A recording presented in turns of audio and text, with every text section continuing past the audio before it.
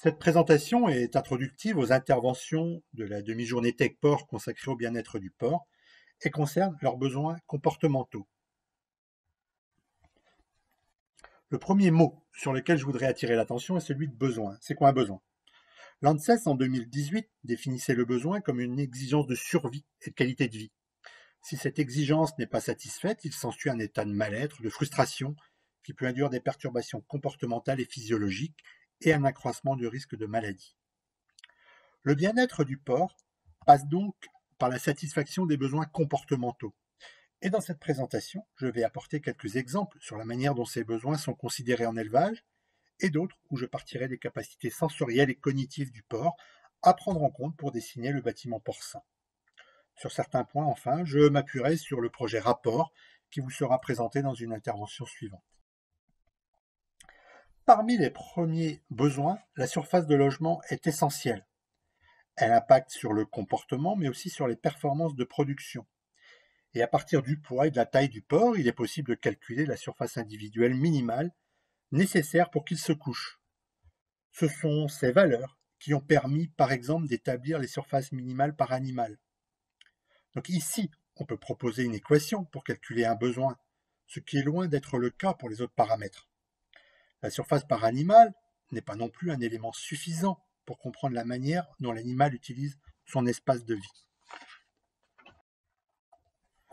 Le porc peut en effet différencier différentes zones de vie. Dans le cas des truies logées dans un système de type DAC, l'animal distingue les zones de couchage et de déjection. Et quand le bâtiment est bien conçu, les gisoirs pour le repos restent généralement secs et propres, et les déjections se font sur le caillebotis. Lorsque la taille de la case est importante, le porc va explorer l'ensemble de la surface disponible. Et sur le schéma est illustré le parcours d'une truie dans une salle avec DAC, que nous avions obtenu lors d'une étude sur le déplacement des animaux. Dans ce type de logement, les truies parcouraient 360 mètres en moyenne par jour. En bâtiment, elles se couchent à différents endroits. Les truies explorent leur environnement et on est loin d'une image statique que l'on peut percevoir lors de visites ponctuelles dans les bâtiments. Ces déplacements peuvent induire également des besoins alimentaires supplémentaires liés à l'activité physique. Le nouveau point que je voudrais illustrer est l'abreuvement. Ce besoin est intéressant car il couvre plusieurs aspects. Un besoin physiologique pour le métabolisme de base et de croissance, un besoin pour la thermorégulation au travers de l'ingestion d'eau ou par le comportement lorsqu'il se couche dans la partie humide. C'est aussi un besoin comportemental, simplement celui de boire. Et la séquence que je présente ici, on voit de l'eau qui s'écoule et que le porc n'ingère pas. Comment l'interpréter? Est-ce une question de comportement? Des études ont en effet montré que les porcs adoptent plusieurs postures différentes pour boire, ou tout simplement un mauvais positionnement de la pipette placée trop haut ou trop bas. Pour poursuivre sur la thermorégulation que je viens d'évoquer, l'observation du comportement de l'animal est essentielle et renseigne sur des paramètres techniques. Sur ces deux photos, on peut voir à gauche des porcelets en post-sevrage qui s'entassent lorsqu'ils ont froid. Et sur la photo de droite, les porcelets en salle de maternité qui ne se couchent pas sous la lampe ici car il fait trop chaud. Et en situation de température adaptée, les animaux sont normalement étalés sur l'ensemble de la surface de la case. Un autre exemple du comportement du porc pour la thermorégulation peut être illustré par les porcs logés sur litière de paille en période chaude. Cette photo a été prise au mois de mai lors d'une semaine chaude. Les animaux sont couchés en périphérie de case, sur le fumier humide ou sur le quai d'alimentation, recherchant de la fraîcheur. Ils sont relativement peu couchés sur la paille, qui ne leur permet pas d'évacuer la chaleur. Si on en vient aux capacités sensorielles des porcs, je détaillerai la vue chez le porc. Le porc a un champ de vision de 310 degrés, ce qui leur permet de repérer l'environnement dans toutes les directions. Leur vision binoculaire, en revanche, n'est seulement que de 35 à 50 degrés, ce qui leur donne une mauvaise perception de la profondeur et de la distance. Enfin, les porcs ont un angle mort qui se situe derrière eux. Ils ont également une vision différente de celle de l'humain. Il est difficile de savoir exactement ce que voient les animaux. La structure de l'œil du porc laisse penser qu'ils sont en capacité de différencier des couleurs dans le bleu et le vert. Leur acuité visuelle également faible. Et si on enlève de l'image les couleurs rouges et que l'on ajoute un peu de flou, voilà une manière dont les porcs pourraient percevoir leur environnement, assez éloigné de la perception humaine.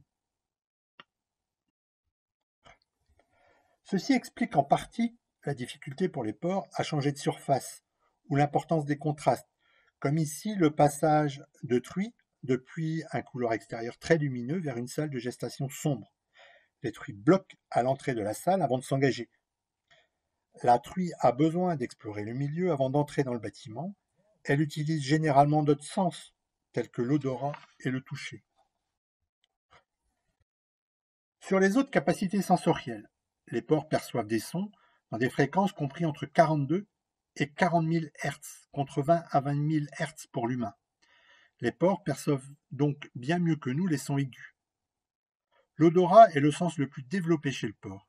Il possède plus de 1100 gènes, correspondant à des récepteurs olfactifs, contre 387 chez l'humain.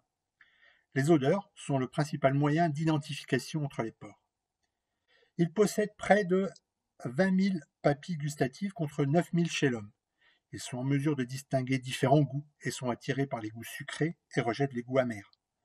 Des éleveurs mettent à profit cette préférence en utilisant par exemple des produits sucrés pour familiariser les cochettes.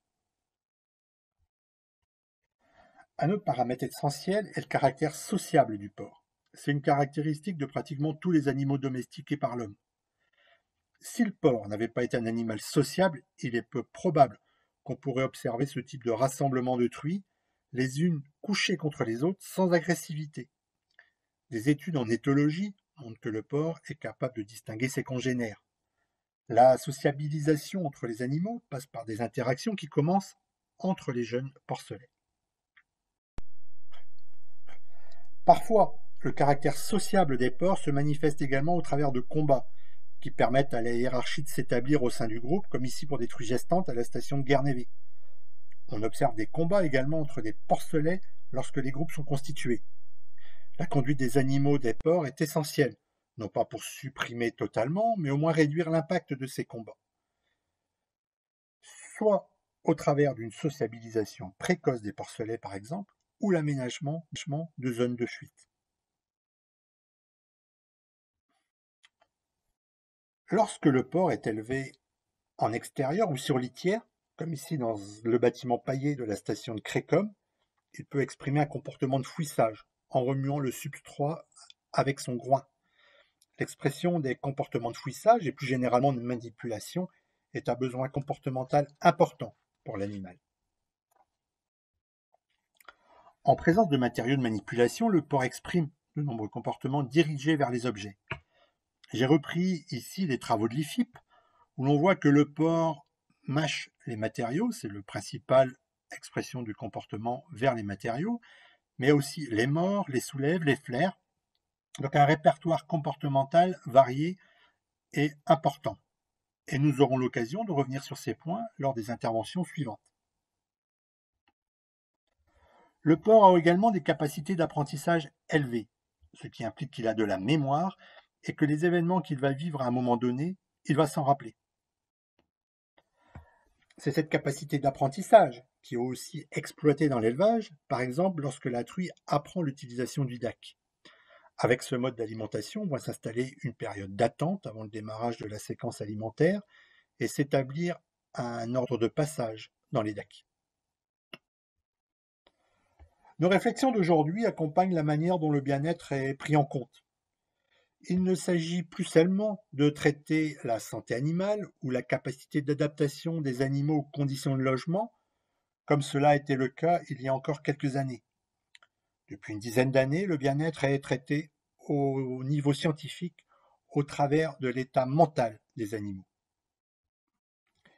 Il ne s'agit plus non plus de réduire, voire supprimer certaines émotions négatives, comme le stress ou la peur, que les animaux peuvent exprimer et qui sont souvent des conséquences négatives sur le plan des performances.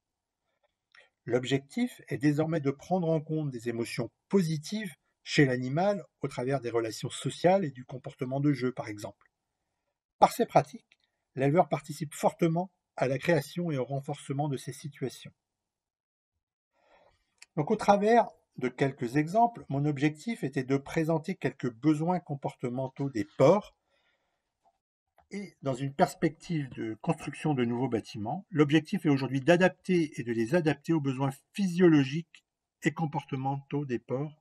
Merci pour votre attention.